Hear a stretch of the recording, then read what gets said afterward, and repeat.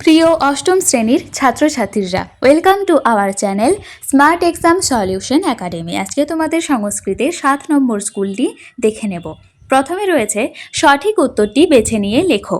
বণিজ শব্দের সপ্তমীর বহুবচনের রূপ। সঠিক উত্তর হবে বি বণিক্ষু। শীঘ্রম এতদ কুরু।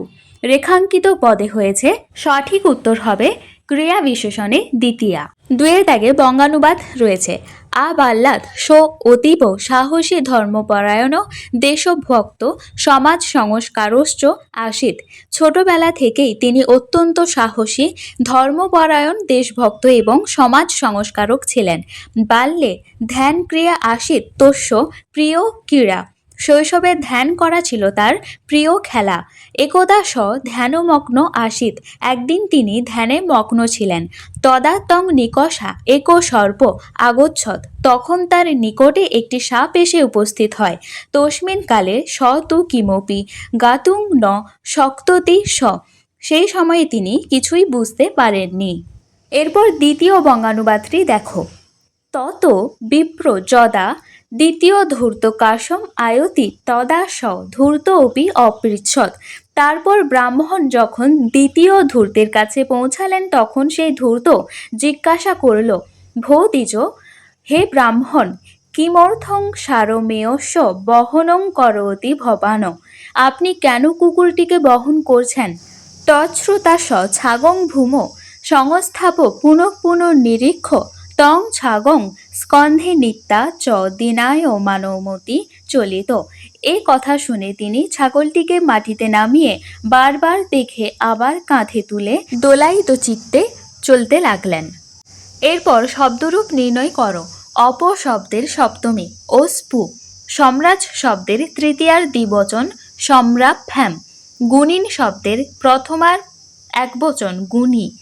ইদম পুংলিঙ্গের শব্দের ষষ্ঠীর একবচন অশ্ব। কর্মণ শব্দের সপ্তমীর একবচন কর্মণি। এরপর রয়েছে ধাতুরূপ।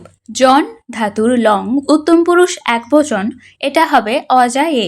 প্রচ্ছ ধাতুর বিধিলিঙ্গ প্রথম পুরুষ একবচন পৃচ্ছেদ। দা ধাতুর লিট মধ্যম পুরুষ একবচন দাস্যতি। খাদ ধাতুর লোট মধ্যম পুরুষ একবচন খাদ। জন ধাতুর রিট প্রথম পুরুষ দ্বিবচন জুনিষ্যতে। এরপর পরিনিষ্ঠিত রূপ লেখো। প্র বচ যুক্ত ল্যাপ প্র বাচ্য। গ্রহ যুক্ত তাজ গৃহীতা। প্র আপ যুক্ত ল্যাপ প্রাপ্য।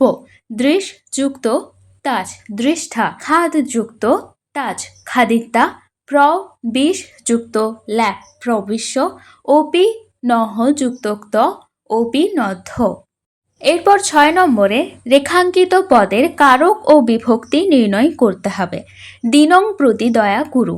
দিনংয়ের দ্বিতীয় বিভক্তি হয়েছে, এটা সূত্র হবে এখানে প্রতি শব্দযোগে অভিত পরিত সময়া নিকষা হা প্রতিযোগ অপি। সূত্রে দ্বিতীয় বিভক্তি হয়েছে। মাতা সহ পুত্র গচ্ছতি।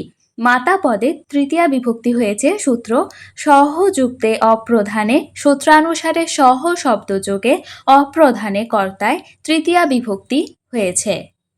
এরপর স চক্ষুষা কানো। এখানে চক্ষুষা পদে তৃতীয় বিভক্তি হয়েছে।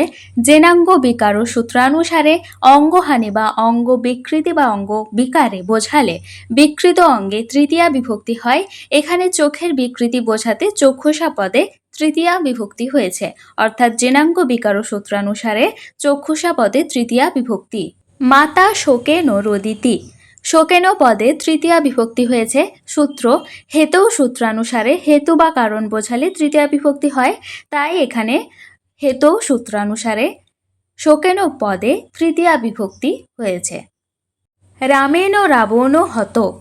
কারক বিভক্তি এখানে রামেণ পদে তৃতীয় বিভক্তি হয়েছে। সূত্র কর্তৃকরণয় তৃতীয়া। সূত্রানুসারে অনুক্ত কর্তায় তৃতীয় বিভক্তি হয়েছে। এরপর 7 নম্বরে সংস্কৃতে অনুবাদ করো। ব্রাহ্মণ পুজোর জন্য মন্দিরে যাচ্ছে। ব্রাহ্মণ পূজার্থং মন্দিরং গচ্ছতি। খোকা বাবু লাল জুতো পরে যাচ্ছে। বালক রক্তবর্ণ পাদত্রাণং পরিধায় গচ্ছতি। পিতা মাতাকে প্রণাম করে বিদ্যালয়ে যাও। পিতরৌ প্রণম্য বিদ্যালয়ং গচ্ছ। বই পড়ে বালকটি খেলার জন্য মাঠে যাচ্ছে। পুস্তকং পঠিত্যা বালকো ক্রীড়ার্থং ক্রীড়াঙ্গনং গচ্ছতি। নবদ্বীপে সমস্ত বিদ্যালয়ের মধ্যে হিন্দু স্কুল শ্রেষ্ঠ। নবদ্বীপে সর্বেষু বিদ্যালয়েষু হিন্দু বিদ্যালয়ও শ্রেষ্ঠ। এরপর শেষে রয়েছে শুদ্ধ করে লেখো। বৃক্ষম পত্রম পততি। এখানে বিক্রম হবে না, এটা হবে বৃক্ষাৎ পত্রম পততি। কোথাও থেকেও পড়ছে, অর্থাৎ বৃক্ষ থেকে পড়ছে, বৃক্ষাৎ পত্রম পততি। 2 নম্বর, ভিক্ষুকম অন্নং দেহি। ভিক্ষুকম হবে না, এখানে হবে ভিক্ষুকায় অন্নং দেহি।